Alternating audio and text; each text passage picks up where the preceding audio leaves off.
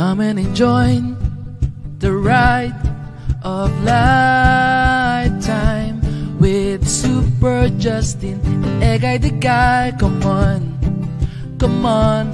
Life should be happy and steady like Egay and Justin. In every vlogs they are always merry and jolly. Egay the Guy and Super Justin, I'm on clouds to be happy. Egay the Guy and Super Justin hit the road to begin our journey. Egay the Guy and Super Justin as inspiration, we're all lucky. Egay the Guy and Super Justin, they are always merry and jolly.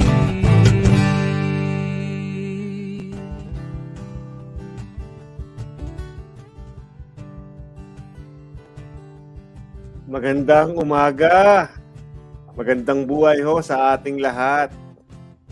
Pasensya na ho at nagkaroon ng technical problem kanina kaya hindi tayo nakapagsimula agad. This is Egay the Guy po from London. Maraming salamat po pagsama nyo sa amin. Magandang umaga ho. Kahit sa amang panig po kayo ng mundo, sa Los Angeles, California, Angeles, Pampanga, at Angel Station Hall sa London. Magandang umaga ho. Maraming salamat ho sa pagsama nyo sa aming live. Parang isang oras din ako nag-ayos ng laptop para makapag-live. Ang hirap pala nung ganun, inaantay mo yung laptop, nasa mercy ka nung laptop pag ganitong live. Kaya ho, eto, pasensya na ho kung na-late man. Alas 6:14 ho dito sa London at hopefully kahit saan man paniki ng mundo ay kayo ay mag-relax at makinig ko sa ating kwentuhan.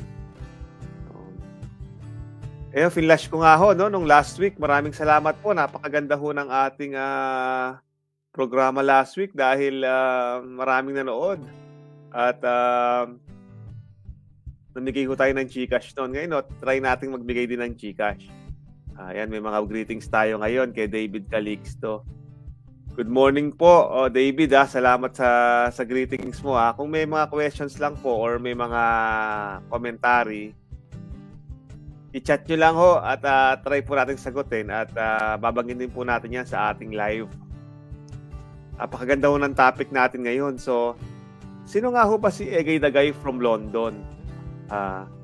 Ako ay product ng public school sa may Sampaloc, dyan sa Dr. Albert Elementary School, dyan sa Dapitan. At pagkatapos ho ng aking elementary, naisip ko na mag-apply sa UST High School. At sa awa naman nun ng Diyos, natanggap ako. Marami ho kami nag-apply noon.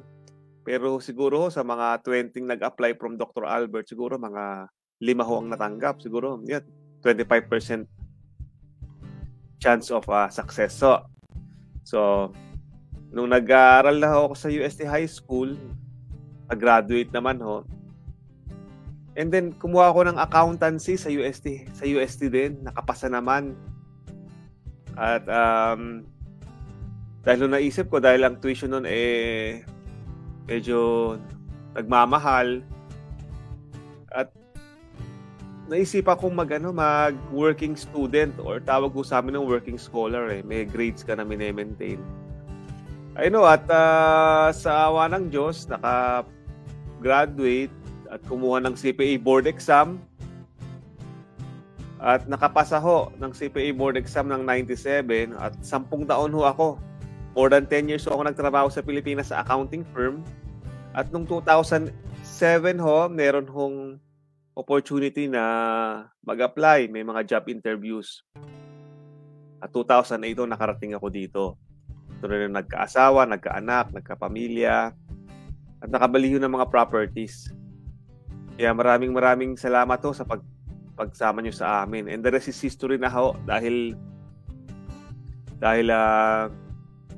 dito na ako nagkatrabaho, dito nagkaroon na rin ako ng konting negosyo. Aking sasabihin na sa aking palagay ho umaangat naman kahit na paano. Yun ang topic ho natin is ano nga ba kaming mga OFW? Nag-start po ako as OFW eh. Ayan, si Jocelyn Olero Marquez. So, hello sir. Salamat Jocelyn sa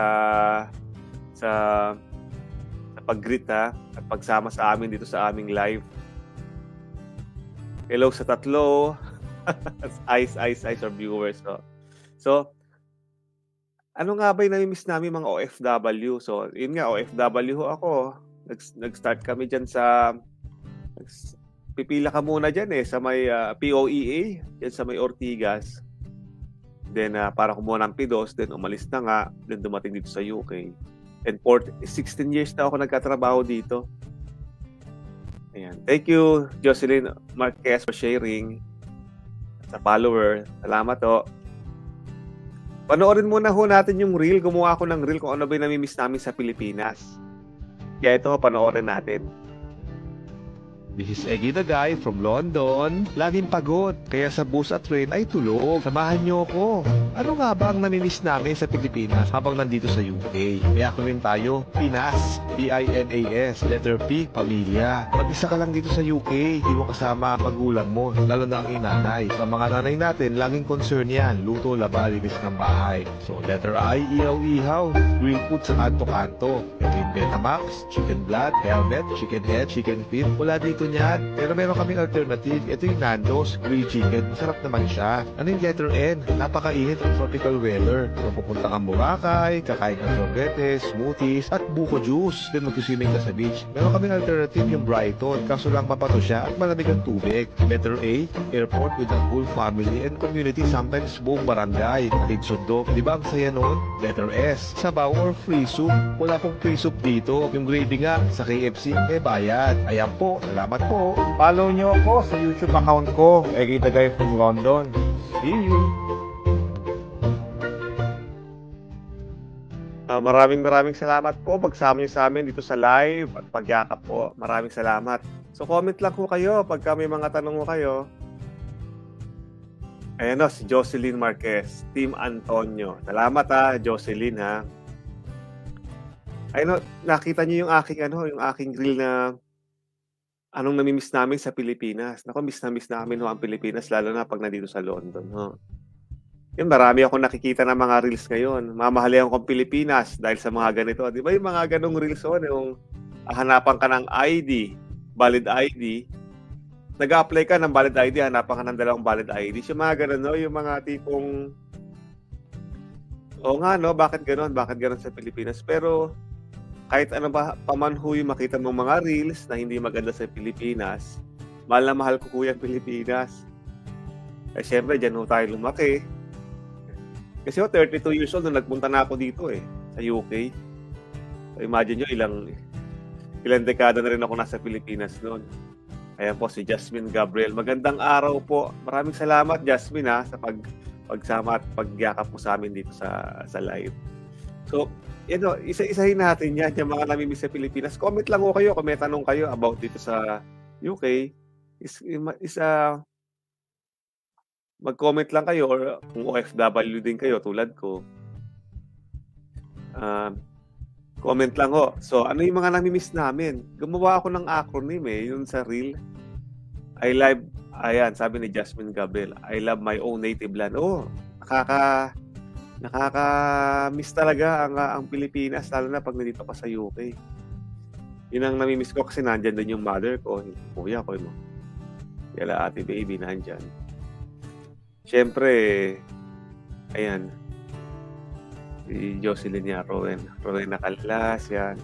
Thank you, Jocelyn, sa pag-share. Hopefully, you're having a good time dyan sa Pilipinas. Alam ko, it's 1:21 na ng hapon dyan, Or kung kayo nasa Dubai man, si Jasmine Gabriel sabi, maraming salamat po, I love Philippines. Alam po, it's 9 o'clock na sa Dubai or UAE or sa Abu Dhabi dyan sa UAE. So, pag-usapan po natin, ano po yung letter P? Siyempre, yung pamilya or family. Siyempre, mag-isa ka lang dito. Normally, ikaw lahat gagawa eh. Yung luto, laba, linis ng bahay. Yan, yung pag-scrub ng toilet, sa yun. Gagawin mo yun kasi wala namang gagawa. May gagawang iba pero you need to pay them. Siyempre, pagka yung parents mo nandyan na, mas maganda, di ba? Pero wala nga eh. Mga OFW, hindi nila kasama. Normally, kasama pamilya. Kaya si Jasmine Gabriel, homesick stays from God bless you all. Salamat, Jasmine, ha? Sa Pinas, it's 1:22. O yan. Hopefully, nakapagtanghalian na kayo. So, di ba, ang laking, isasabihin mo na yung andito parents ko, ang laking advantage ko pagkasama mo. Di ba, pag mahal mo magulang mo yun ang number 1 eh. Yun nga ho pala, pag minahal mo parents mo, yun ang number 1 sa success. Yun ang yayaman ka pagka minahal mo sila. So ano naman ho yung pangalawa, yung ihaw-ihaw o yung grilled food. Di ba ho, sa mga kanto-kanto, sarap may Betamax, yung chicken blood, may helmet, yung chicken head, may chicken feet. Dito ho kasi sa UK, yung mga chicken, hindi sila sanay sa ganyan. Pagka ho yung nakita nilang kumakain ka ng chicken feet, hindi ho sila sanay.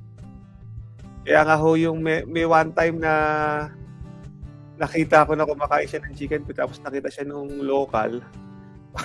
Parang nagulat. Do you eat that? Yan ang sinabi. Pero yung chicken feet daw nakakapagpaganda ng skin. Di ba? Tapos yung letter N naman. Di ba? Pinaso. P-I. Di ba yung P sa pamilya. Letter I. Ihaw-ihaw. Yung N naman, napakainit naman or tropical weather. Sa Pinaso kasi kahit napakainit, may mamang sorbetero dyan, bibili ka lang. Tapos yung kung anong flavor gusto mo, yung may mango, may avocado. Tapos yun nga, mag-swimming tayo sa beach, di ba? Ang Boracay, one of the top 10 beaches in the world ho yun. Talagang napakaganda ho. Ayan, si Lenlen Aquino Barot. Hi po. Hi din, Lenlen. Salamat sa pagyakap sa amin. Jasmine Gabriel. Family, love your family. Yan talaga. Yun ang family. Talagang isa sa mga ugal ng Pilipino yan, yung family. Mahalin ng pamilya. So, letter N, tapos na. Letter A naman, airport with the whole community. Di ba? Isa sa airport, hatid ka buong buong jeep parang buong barangay na yata yung kasama. So, maghahatid sundo sa jeep. Sometimes, isang jeep, isang van, papunta din, kakain nga ng inihaw, masarap, tapos kakain sa mga fast food chain. Talaga talaga nakakamiss nakakamiss talaga ang Pilipinas sa airport. Dito nga ho pala sa airport, pwede kang pumasok doon sa counter, ihatid mo hanggang doon sa counter. Wala akong pipigil sa'yo. Sa Pilipinas ho kasi, di ba yun nga, merong security na doon pa lang sa labas dito ho sa airport sa amin dito sa London, kahit ihatid mo doon sa counter kasi nga hindi naman ho isang batalyon dahil kami tatlo lang kami dito. Kaya yun ang nakakamiss din sa Pinas sa airport, di ba? Hello sa 7, sabi ni Jocelyn. Okay, salamat po sa mga nanonood ngayon, no? So, sabi, yung letter S naman ho. Ano ba yung letter S na na-miss namin sa Pilipinas? Yung sabaw or pre-soup. Dahil di ba sa Pinas, libre yung soup, libre yung gravy. Sabaw pa lang, ulam na. Dito ho kasi may bayad ang gravy pag pumunta ka ng KFC or may Jollibee dito. Sa Jollibee, kasama nila sa kanilang meal or sa kanilang bucket, pag pumili ka ng bucket ng chicken. Pero kung i-compare mo nga, mas mura pa rin sa KFC compare mo sa Jollibee na presyohan. Pero ang Jollibee nga nandiyan, syempre kakain pa rin ng mga tao dahil namimiss nila ang Pilipinas. Kape ho tayo, 6:26 ng umaga dito sa UK. Kaya maraming salamat po. Kung hindi niyo man ho mapanood to, may live na may replay naman ho ang live natin. Kasi alam naman ho natin na may kanya-kanya ho tayong kayod, may kanya-kanya ho tayong trabaho. Kaya ho, panoorin niyo lang ho yung replay nito. marami po kayong makukuha po na katulad po namin OFW, nami-miss po namin ang bansang Pilipinas. So may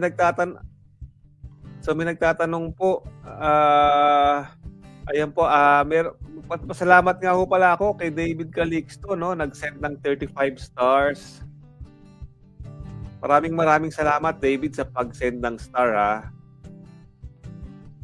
Talagang the best ka. Lagi kang nag-comment. At pwede po comment po kayo like si Jocelyn Oleo Marquez, yun nga, nakakamiss ang Pinas. Talagang nakakamiss ko. Siguro nung unang taong ko dito, yun ang na-miss ko eh. Yun ang na-miss ko talaga sa Pilipinas, yung, di ba, yung labas ka lang, ang daming tambay. Ito walang tambay kasi pag naging tambay sila, lalamigin sila. Talagang malamig cookies sa labas. Ngayong umaga nga ako, sarap matulog. Kaya yun ang hindi sila magsusurvive mga tambay sa labas. Pasok ka sa loob. Tsaka yung mga fast food 24 hours dito, hindi. Madalang. Siguro yung McDonald's, pero dadayuhin mo. Kailangan mo ng sasakyan. Tapos yung mga nagtatanong pala, no? Paano nga pala ako nakapunta ng UK? Meron ho tayong reel noon, no? Na yun ang unang-una kong reel. Kasi nga nagkatrabaho ko nun sa Pilipinas ng 10 taon. Kasi may mga opportunity po kaming mga accountants magtrabaho sa iba't ibang bansa. So, sinubmit po yung CV ko sa isang headhunter ang tawag ko headhunter. So, pag-submit ko, yun nga, sinubmit nila sa isang big 4 accounting firms. Naging interesado naman sila. Tapos,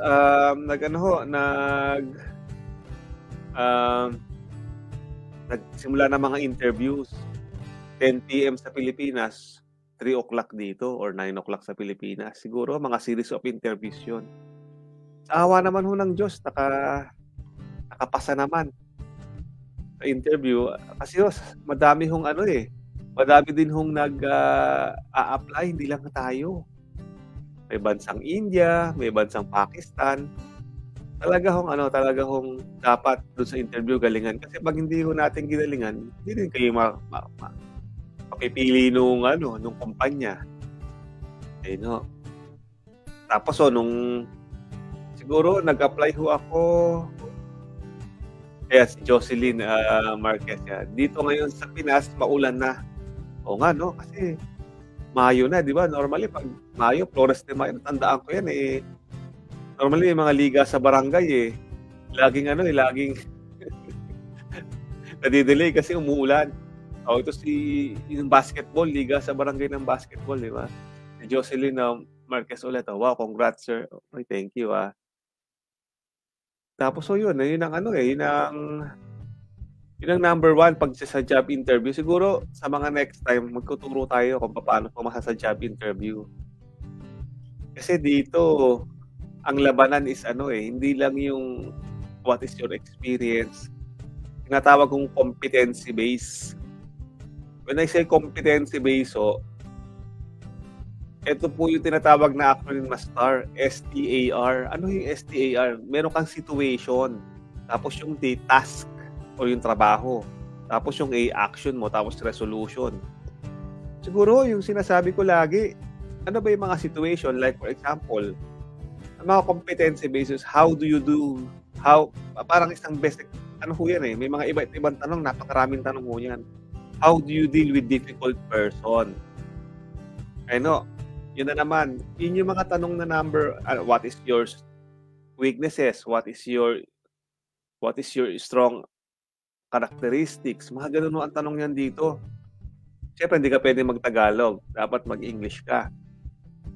So, isang example how do you deal with difficult persons? So, ano yung situation? Sabihin na natin. Sa opisina nyo, may mga marites. Ayun. Siyempre, ano yung task? Yung situation ng mga marites, ibig sabihin, hindi masyadong productive dahil may mga marites ka or sometimes, di ba, nisiraan ka. O, letter T, ano yung task mo? Siyempre, yung trabaho mo. So, sabihin mo, maybe they're a difficult person because I cannot deal with them. So, ano yung task? So, I just concentrated on my work. Ano yung action mo? So, I'm nice with them. I'm just casual. I just nice them politely. If I need something. And ano yung result? O, dahil nga doon sa result, naging maganda yung trabaho mo, tapos naging marites ka na rin. Hindi yun. Naging ano ka na rin. Naging naging madali na yung schedule para sa iyo kasi nga dahil naging ano ka sa kanila. Yung kumbaga parang casual ka naman sa kanila and you treat them nicely. Ayun ang mga ganong situation. Kaya mahirap eh. Kasi babalik ka dun sa result eh. Hindi pwede yung kwento ko lang ng kwento. Ayan, si Susan Trend. Thank you, Susan. I'm Jocelyn Olera Marquez. I'm here. Hi po. Hi sa'yo, Susan ha. Thank you. Thanks sa pagsama sa amin. So, ganun ho. Napakahirap. Napakahirap nung interview. Alam niyo ho, sa job interview, yan ang pinaka nakaka-stress sa lahat. Di ba ho? Nakaka-stress yan. Yung interview kasi hindi mo, ang dami mong kalaban, hindi mo alam kung ano itanong. Dapat, syempre, mag-prepare ka. Hindi na pwede ho yung bara-bara sa interview. Dapat nag-prepare din kayo. Alas 6:33 po dito sa UK at 1:33 dyan sa Pinas. Mag-break lang po tayo ng 1 to 2 minutes. So, ipa-flash po natin yung bago kong reel. Wag ko kayo aalis. Post po muna natin yon para makita niya.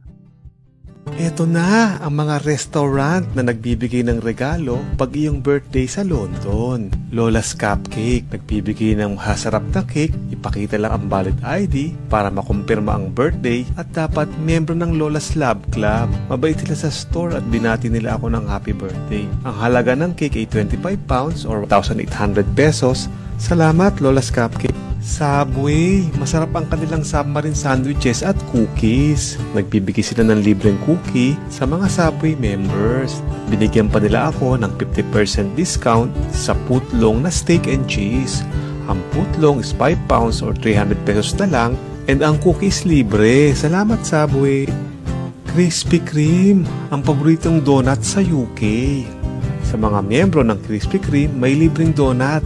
Ang halaga is mahigit £3 or 250 pesos. Thank you, Krispy Kreme. Chopsticks, nagtitinda ng pan-Asian food. Sa mga miyembro ng Chopsticks, libre ang small box with pansit or kanin at may isang ulam na baka or manok na may sarsa. Ang halaga is £6 or 400 pesos. Thank you, Chopstick. Costa Coffee, Italian coffee shop yan. Nagbigay ng isang cake sa mga miyembro. Ang pinili ko ay ginger loaf bread. Ang halaga ay mahigit na £3 o 250 pesos. Salamat, Costa Coffee.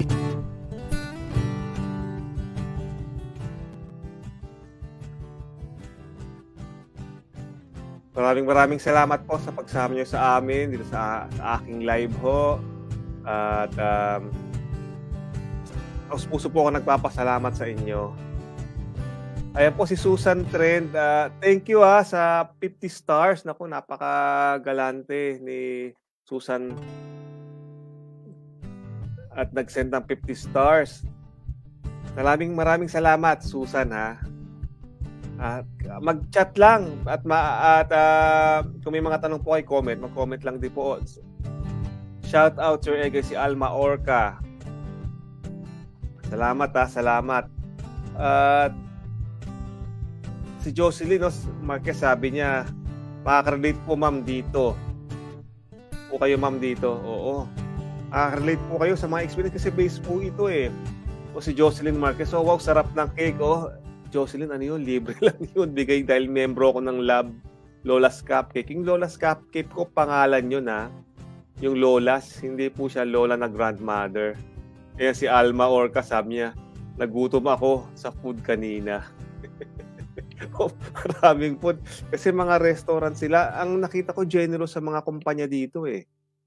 Generous sila sa UK. Yung mga kumpanya na yan nga, sinusuportahan natin yan sa ating channel dahil sila yung mga generous eh. Dahil i-download mo lang yung app nila, magiging miyembro ka na. Tapos wala namang bayad yun pag dinownload mo. So yan si Lola's Cupcake, salamat. Yun yung una kong ginawa kasi dahil depende sa availability ng birthday ko, dapat pakita mo yung valid ID mo. Tsaka para makita nila yung birthday. Tapos kung may available na cake na 5-inch cake ang tawag doon. So, yun, salamat. Salamat, Lolas Cupcake. Napakasarap po nung cake nila. Kami nga ako pala dito, mahilig magkape o tsaa. Tapos i-partner mo yun. Tapos yung sumunod naman si Subway. Alam ko si Subway, meron yun sa Pilipinas bago ako umalis nun So may free cookie naman sila binibigay. Tapos nga, dahil membro ako, may 50% off naman doon sa footlong. Instead na 10 pounds or 700 pesos, 350 na lang. Tapos, ayan may nag-comment. Maganda yung comment. Dati po ba kayong broadcaster, sir? Jocelyn, Hindi po ako broadcaster. Ako po ay accountant sa Pilipinas. Ako po ay nagtrabaho sa accounting firms. Dahil natuwa ako sa comment po, Jocelyn Marquez, bigyan kita GCash 100. Sayang din yun, pampares din. Kahit hindi na kay Diwata, kahit sa naman marami ng pares overload, pangkain mo. Ganda kasi boses niyo po, sir. Kasi maaga pa, kaya ganyan ang boses natin. Yeah, sabi naman ni Alma Orca, sarap coffee and up cake or cookies. Oo, masarap talaga. Masarap talaga siya. Kasi ito nga pala, kasi may mga kaibigan po ako na nagkatrabaho sila sa kumpanya ng mga kape. Ayan si Jocelyn. Wow, salamat sir. Okay, Jocelyn, salamat din sa magandang comment. Pagkainom po kayo ng kape, huwag niyo po ilalagay sa take-away cup. Lagi pong nasa mug. Nasa mug. Yung kuswelo hong ganon. Tapos, as much as possible, kung kaya niyo hong dark lang or kaunting asukal,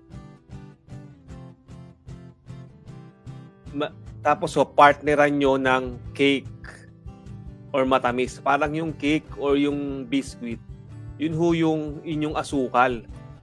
Kasi tandaan natin, ang asukal yan ang number 1 diabetes. Ang result ng diabetes. Sasabihin nyo, ang pait.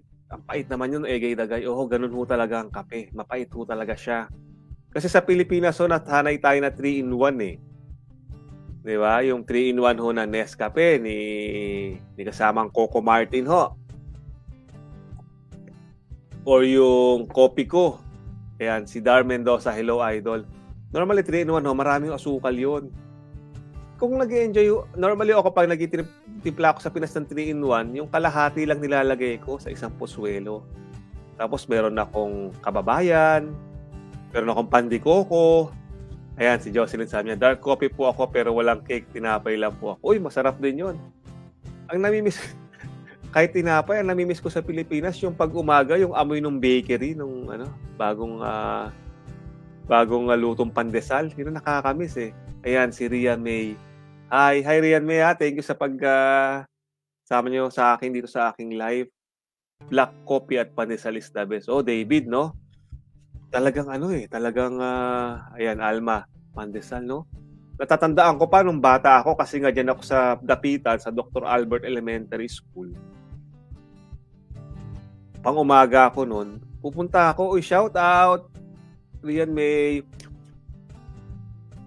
Ang daming bumibili, yung dyan sa may kanto ng Bako, ang pandesal is sa pugon. Hindi ito yung malambot na pandesal, ito yung mantigas-tigas ng konti na isasaw-saw mo sa kape. Tapos bibili ka na ng Dairy Cream or Eden. Ang sarap. Ang sarap nun. Laging looking forward ako nung kahit nung bata ako. Dun sa papasok. Lalo na pag umaga kasi nga masarap yung pandesal Kaya sabi ni Jocelyn, sarap kapag mainit na pandesal. Napakasarap Napakasarap. Nasawsaw mo lang sa kape. Kasi nung sampalok dyan sa may Dapitan, nasanay din kami na yung mga kaming gumagawa ng gawain bahay, wala kaming helper noon. Talagang utusan ako ng father ko na 5 o'clock. Ang dilim pa nun.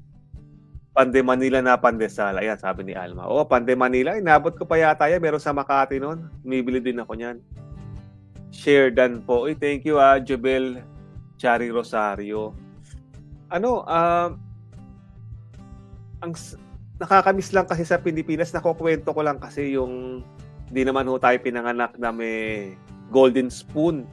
Ibig sabihin ho ng Pinasay, malunggay pandesal po, sabi ni Jobelin Rosario. Hello sa 12. Salamat po sa mga nanonood. Salamat po sa pagyakap sa amin. Ayan, pandesal tas isasaw sa kape. Tama yan, David. Ang sarap kasi nun yung pandesal. Kung hindi nyo natatanong, nung elementary ako, kasing tabako si Tom Tom nung sayakit. Ewan ko, siguro mga millennial din na inabot ho yun Tapos yun, talagang ako noon, pumayat na nung nag-high school na tsaka nag-college. Medyo bumabalik na naman, Ang laking kabaster ng MOB. Yes. Sabi ni Alma Orca. And thank you po sa mga nanonood po. Maraming salamat. Si Doc Sani. Kaya po kasama namin sa kulig. Si Doc Sani Coltero. Naging manager ko pa ho yan. Naging director ko pa ho yan. Nung ako ho ay senior, Boss ko ho yan. Normally ho kasi pag sa Pilipinas tawag mo Sir Sani, Boss Sani, ganyan. Ito kasi sa UK, kahit yung pinakamataas presidente, first name basis. Kaya yan, si Sir Sani ho, sama ko namin Sir Sani. Kaya ngayon nga, pero normally ho, pag nasanay ka, di ba? Kaya ngayon si Sir Sani, yan, nagpapaalam muna ako. Sir Sani, minsan tawagin kita Sani na lang Kasi ganun ang kultura sa atin sa Pilipinas Iba ho ang kultura sa Pilipinas tsaka sa UK. Normally, tawag ko dyan kay Mr. Sani Colteros, Doc Sani, kasi PhD ho yan, PhD graduate yan. Okay, tsaka ho si Kuya Ricky pala, Kagahastian, Enriquez, yan po.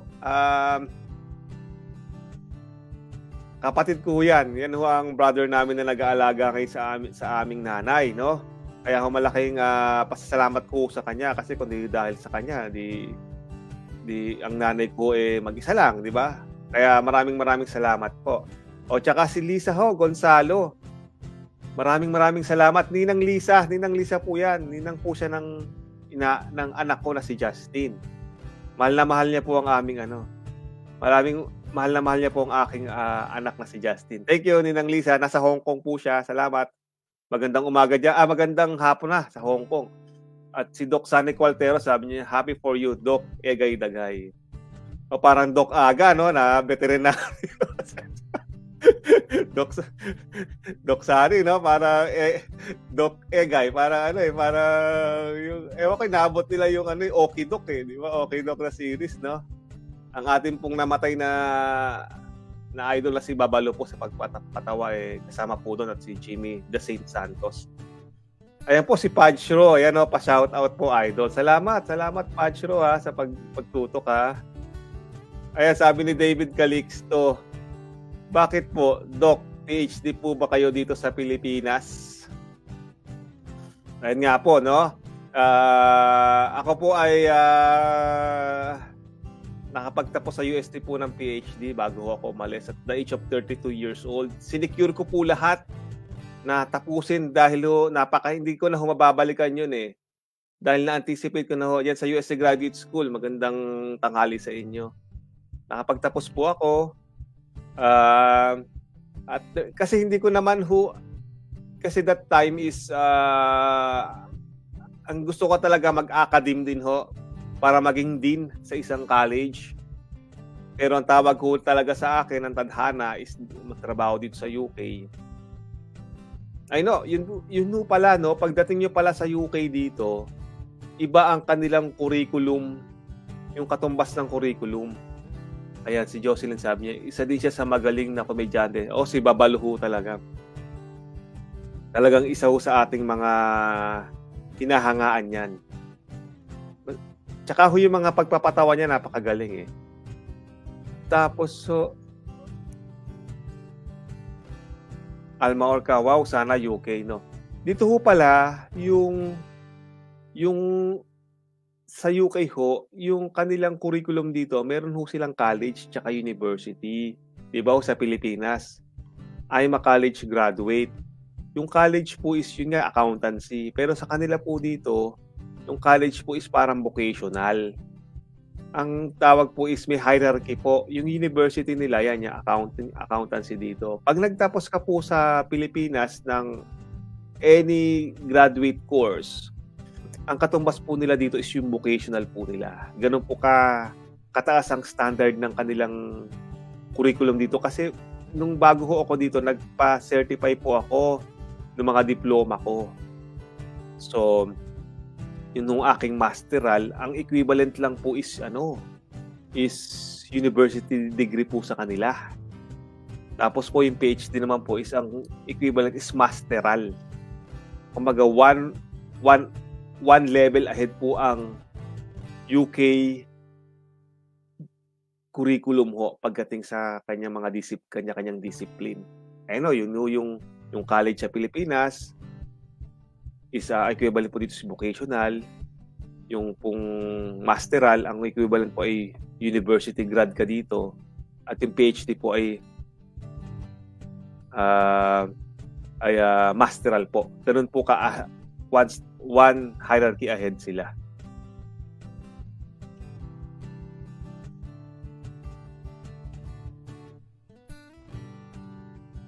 Okay, tapos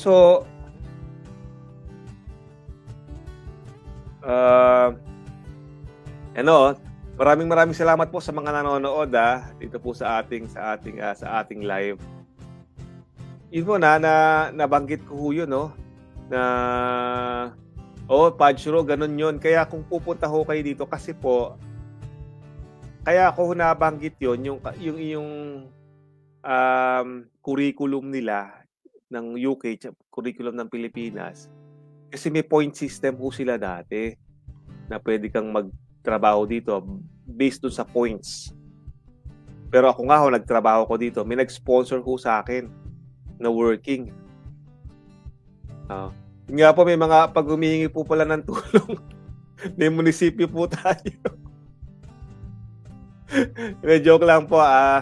Talaga hong pagka nga humihingi ng tulong sometimes, no? Minsan talagang kung may ibibigay naman, no. Pero yun nga kung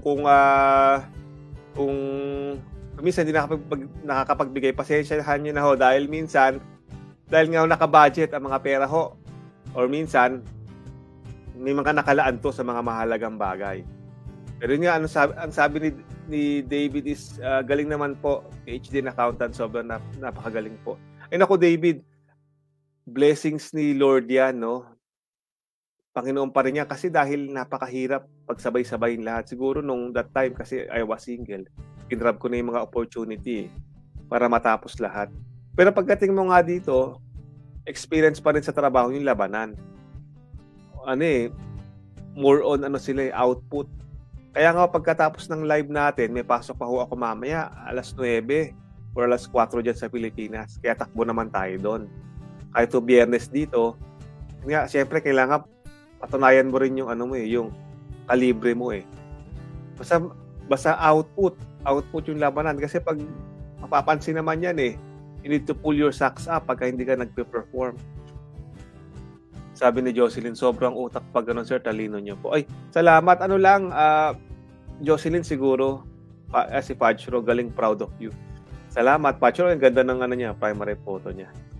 Kasi, lahat na siguro sa sa diskarte din Lahat na siguro ng tao na-meet ko na siguro. Kasi when I was 16 years old, I was working na, di ba, sa UST College of Commerce, no? Ako yung nasa office doon, yung nag-round sa nag-check ng mga professor kung late sila or hindi, nasa computer lab. Lahat ng tao na-meet ko na. Napakisamahan ko na. Siguro yun lang, diskarte lang din. Kasi wala din kahit ang tama doon is, di ba, diploma or diskarte. Siguro dapat pagsamahin mo para maging successful ka sa buhay. Tatanungin niyo ako, success kasi hindi tumitigil yan eh. Pag tumigil ka, maiiwan ka. Ibig sabihin, dapat continuous pa rin ang success mo. Yung iba, naririnig ko, 40 years old, magre-retire na ako. 50 years old, magre-retire na ako. Sila po yun.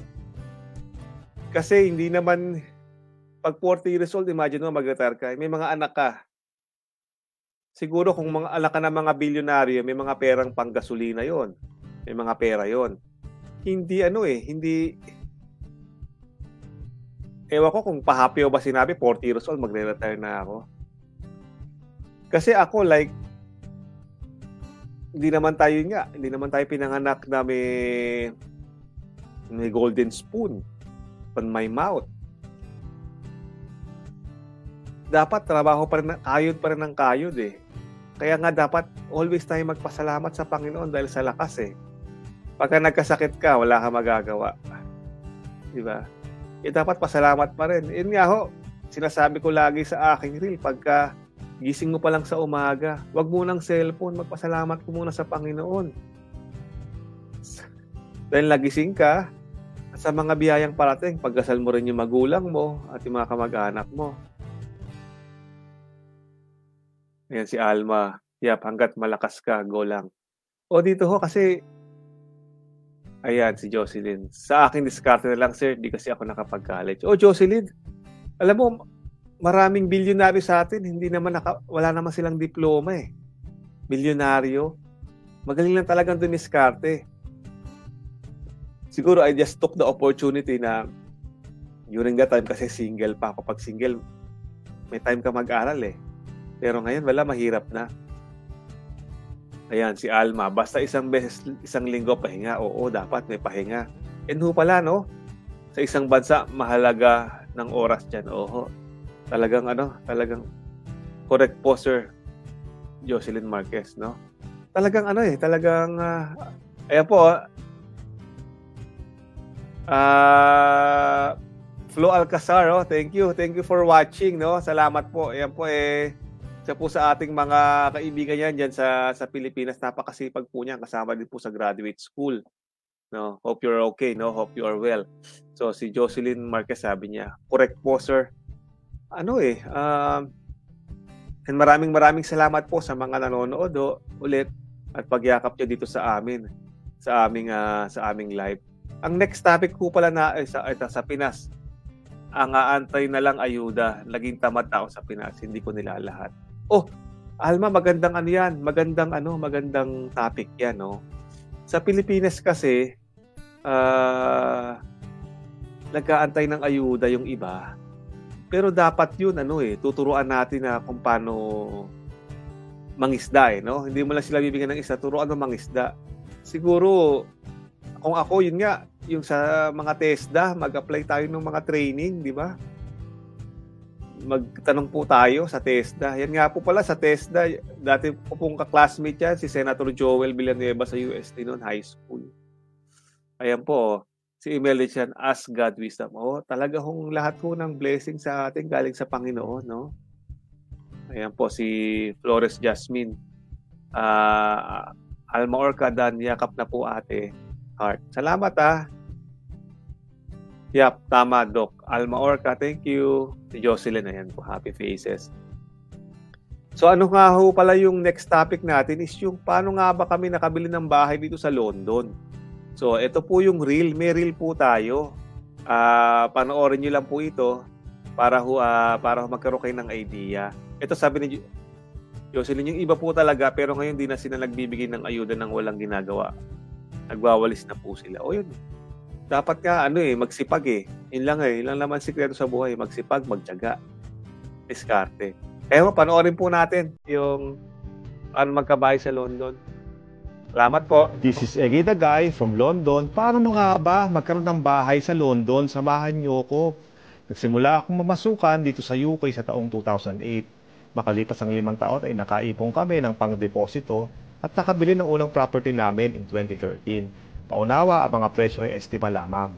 Sa kasalukuyan ng mga property sa London, ay may average na presyo na £700,000 or 50 million pesos sa taong 2023. Ang dalawang klase ng property dito ay mga flat or apartment na nagbebenta sa average na presyo ng 550,000 at ang mga bahay na may average na 780,000. Ito ang mga requirements. Pagpalagay natin na nagkasundo kayo nagbebenta ng apartment na 550,000 at 100% ownership. Number 1, may papel ka naman niraan sa London. Bawa ay residente na or British passport. Number 2, pang deposito. Dapat may pera ka na hindi bababa 10% ng selling price property. Pero ka dapat 55,000 pounds. Number 3, pera sa iba pang gastos, bahay sa stamp duty tax, surveyor, abogado, etc. Basket price ng 10,000 pounds. Sa ngayon, ang pera dapat na meron ka ay 65,000 or 4.6 million pesos para makabili ng property sa London. At lakas ng loob. Kung mahina ang loob mo, walang mangyayari. Kung nagustuhan nyo, i-like lang Egida Guy Facebook page. Amoy parang kabay sa carousel sa peryahan. Isa nasa baba at nasa taas. Kaya tayo magtiwala.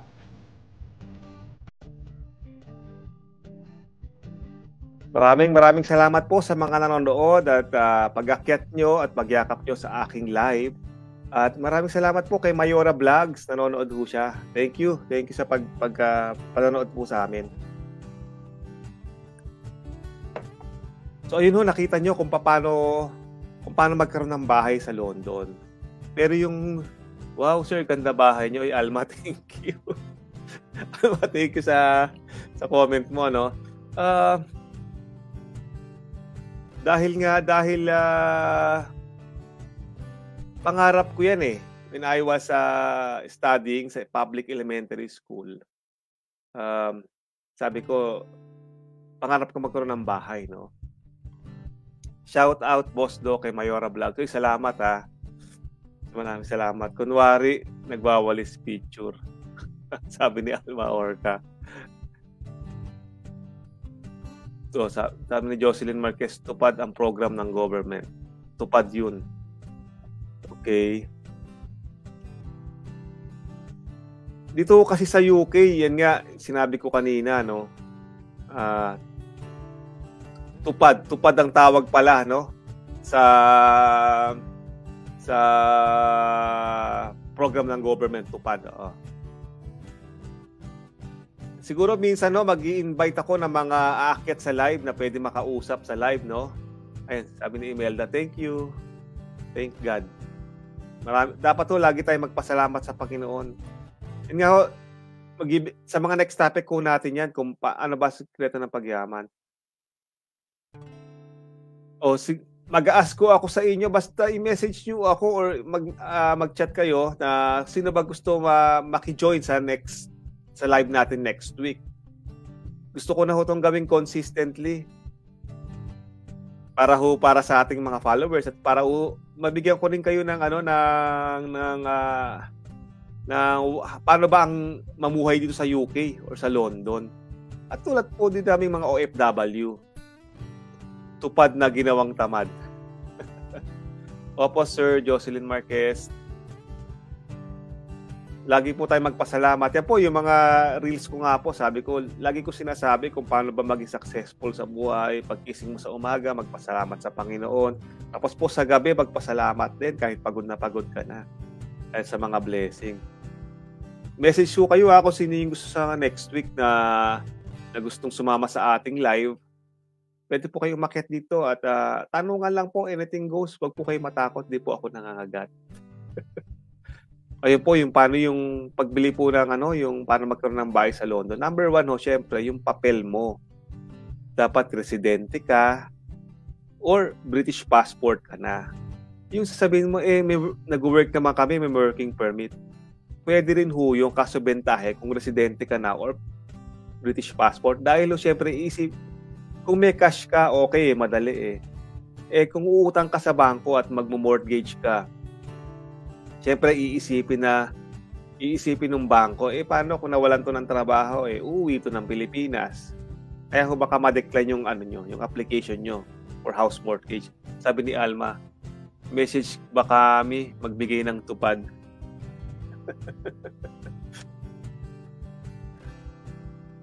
Sino sa inyo ang gusto umakyat next week? Baka si Alma or si Jocelyn.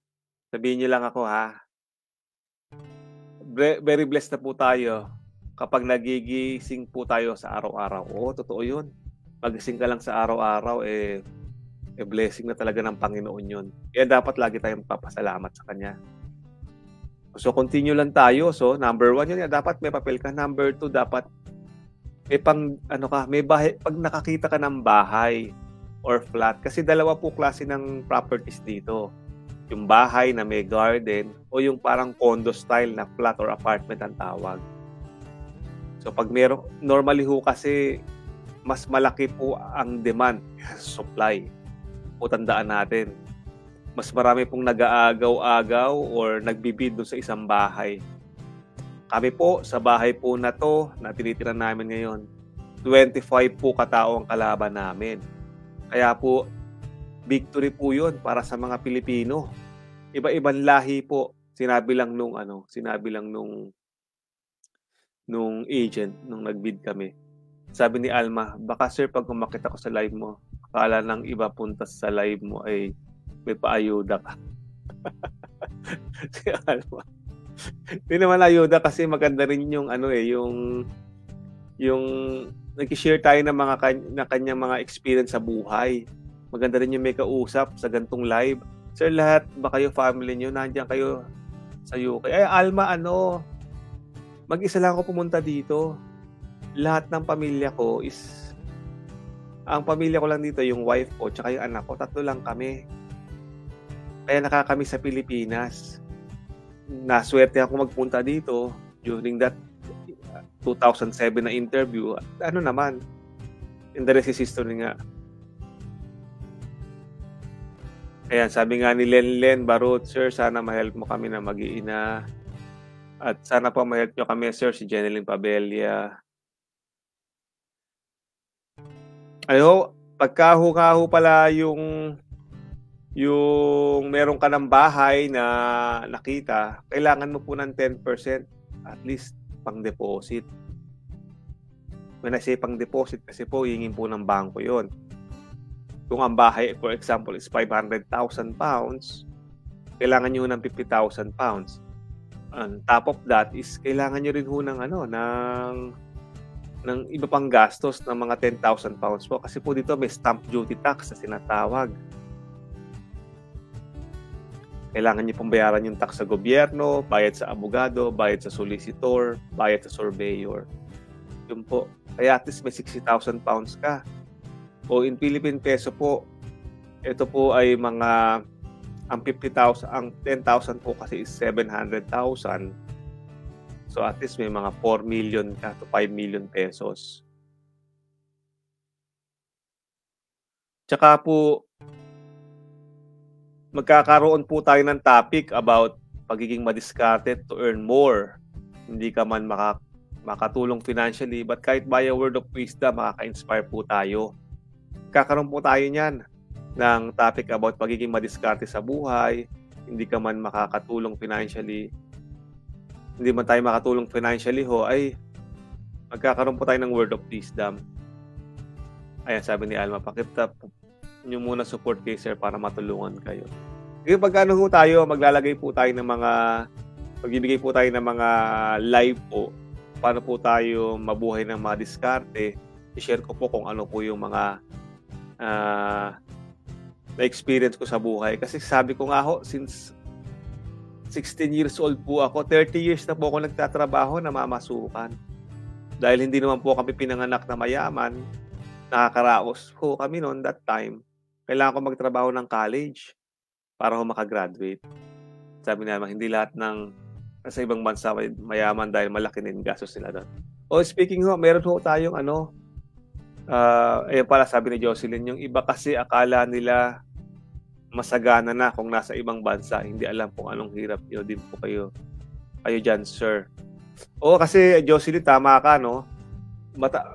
Mataas din ang cost of living namin. Sinasabi ko nga yung renta or bayad sa bahay, nag-average ng 2,000 pounds or 140,000 pesos. Normally doon napupunta yung aming sweldo. Kaya dapat, yun nga, madiskarte ka. Kaya lagi kong sinasabi, mag-budget tayo. Basa-basa lang tayo. Ayan, wala akong magandang bahay sa Pinas. Ay, si Madam Mila, ayan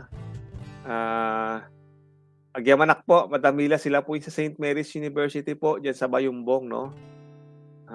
Napakabait po nila dyan sa amin, no? Nag-audit kami. Kwento ko lang ho, no? Doon nga, dinala kami sa Sagada, sa Banawi Rice Terraces. Tsaka ho, ang babait ho ng tao dyan. Agyamanak po, agyamanak.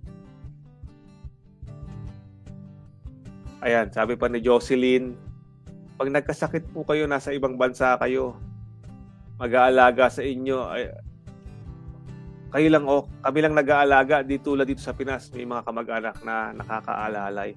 O ihon pa isa ho, pag nagkasakit kami dito, talagang hirap po kasi wala iba mag-aalaga, kaya nga bawal magkasakit, kaya nga iniingatan din ho namin sarili namin. Ayan. Okay lang basta masaya po kayo sa bahay nyo. Ayo, masaya kami dito sa bahay namin. Kasi pagka makita nyo nga ho, may mga release ako or sa YouTube page ho. Meron nga ho pala akong YouTube channel na Egay the Guy from London. Mas nauna po yun kaysa ho dito sa Facebook yung Egay the Guy. Marami ho doon, makita nyo yung kung paano ho namin i-celebrate ang summer sa UK, no? Nagba-barbecue ho kami. Yun lang ho ang ang makakapag-relax kami. Ayan, Egay the Guy from London ho. Mag-subscribe po kayo sa YouTube and then sa Egay the Guy. Like nyo lang po yung page ko din. Ito si Pajro, sabi niya. Thank you, Pajro. Ask ko lang po, how good is healthcare in the UK for an OFW? Ay, napakaganda, Pajro, dito. Kasi pagka OFW ka dito, you have the right to work in the UK. Meron kaming NHS, National Health Service. Yung National Health Service namin is libre siya. Pero yung medicine, babayaran mo. Kaya yung mga consultation sa doktor, libre yun. Establish yun, matagal na. Kaso ngayon nga, marami nagreklamo, mabagal daw. Pero po, blessing yun, wala nang ang bayad. Nagreklamo pa, di ba? Napakaganda ho ng healthcare namin sa UK dito. At yung NHS po namin is public po yun, libre po yun. Pero yun nga po, sinasabi ko before, dahil po ako nagkatrabaho sa finance industry, meron po kaming private insurance sa tinatawag. Sagot po ng kumpanya yon. Ang binabayaran po namin dun is yung tax lang. Kaya pagka yung NHS ho, tapos na ako magpa-consult, kukuha po ako ng second opinion, tatawagan ko po yung insurance namin. Kaya napakaganda. Ako, hindi ko na malayan, 1 oras na ho pala tayo. Teka lang, sabi ni Jocelyn, basa na lang. Parang dito sa Pinas, walang bayad pag health center, sir. Oo, ganoon dito sa amin sa UK. Walang bayad ng NHS. Ako, maraming salamat po, sa sumama po sa amin sa pag-akit niyo po dito sa aking live. At si Ate Nordy Guzman nanonood, si Ate, namin niya, kasama namin sa Bako, at si Ate Perlita, Batalyones, kasama namin sa Bako. Salamat po sa panonood niyo sa amin. Yun nga, marami tayong pwede ipagpasalamat sa Panginoon, lalong-lalo na ho ako dahil ako na sinuwerte na makapunta sa UK. Kaya binabahagi ko yung istorya. Ulitin ko na naman nagsimula po ako mag-work sa College of Commerce UST sa edad na 16 na taon. 30 years na ako nagkatrabaho, naging CPA, nakapunta sa UK, 16 years na po ako dito, at dito na nakabili ko ng mga properties. Kaya, ito po lagi ko lang sinasabi bago ako magpaalam, si Jocelyn sabi niyo, napakaganda ng story niyo po, sir. Salamat kaya binabahagi ko para ma-bless din kayo. Ang buhay parang kabayo sa carousel ng peryahan. Di ba, minsan nasa taas, minsan bumababa siya. Kaya tayo lang po ay magtiwala. Kaya ito po si Egay the Guy from London May YouTube po ako. Subscribe po kayo. At meron din po Egay the Guy Facebook page. Subscribe po. Maraming salamat po. Next week po ulit sa ating kwentuhan. Papasok pa ho ako sa trabaho. Salamat po. Come and enjoy the ride of lifetime with Super Justin and Egay the Guy. Come on. Life should be happy and steady like Egay and Justin in every vlogs. They are always merry and jolly. Egg the guy and Super Justin, I'm on clouds to be happy. Egg the guy and Super Justin hit the road to begin our journey. Egg the guy and Super Justin as inspiration, we're all lucky. Egg the guy and Super Justin.